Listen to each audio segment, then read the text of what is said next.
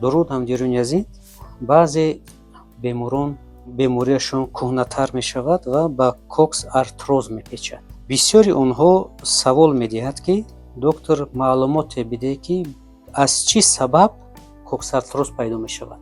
ман ба шумо маълумот медиҳам фақат танҳо аз таҷрибаи кориам, ки дар таҷрибаи кориам чӣ дидам. пайдошавии кокс артроз ин зарарёбии чӯраи миён аст. вақте ки стумура шишт паҳн мешавад, устухончакҳои зиёдӣ пайдо мешавад.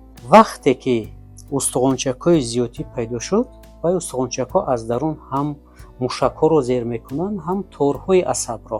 вақте зер мекунанд, ба тори асаб ки зер кард, гардиши хун хеле суст мешавад. вақте ки гардиши хун суст шид, дар ин ҳолат инсон тез дар як таги кондитсионер, дар як оби хунук обозӣ кардан ё ки дар як ҷое ки шамол ҳаст, дарав шамол меқапад, хунук мехӯрад, воспаление мегирад. вақте ки хунукӣ ки гирифт, оҳиста оҳиста метиҳад ба седалищи нерв, аз седалищи нерв ба кос. яъне устуғони кос ки бисёртар шамол хӯрд, хунукӣ гирифт, монанди пахта мулоим мешавад. сари вай оҳиста оҳиста хӯрда мешавад. сабаби асосияш ин чӯраи миён аст. вақте ки воспаление мегирад, устуғон дигар молиш хӯрдан наметавонад, равғанаш камтар мешавад ва аз кокс артроз метавонад тиҳад бад ба зону. артрози зону сабаби вайроншавии кокс артроз аст. ин ҳамаи маълумот аз таҷрибаи корӣ аст.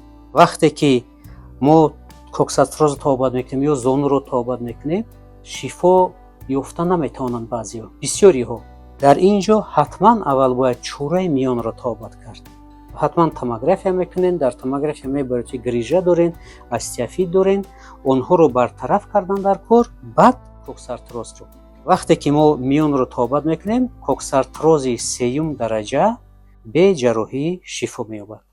саломат бошед. раҳмат барои таваҷҷӯҳатон.